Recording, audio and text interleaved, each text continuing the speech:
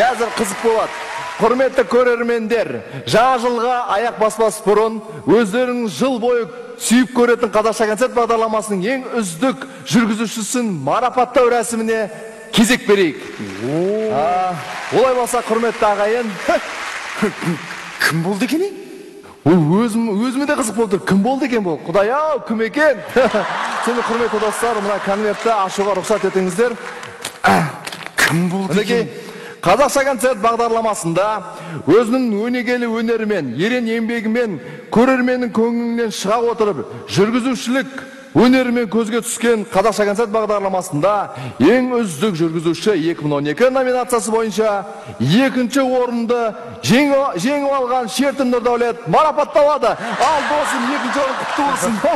Қошеметтеріңіз, екінші орын бізде. Рахмет. Бірақ бірінші орынды кім алды екен?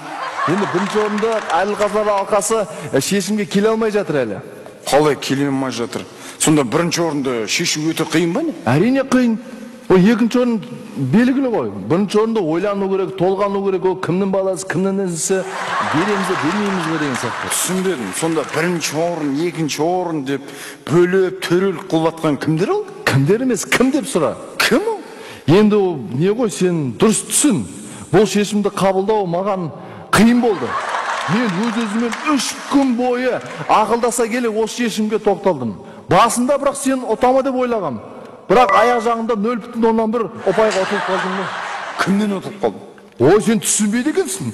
Екінші орын құтты болсын досым. Келесі жылы дұрыстап дайындал.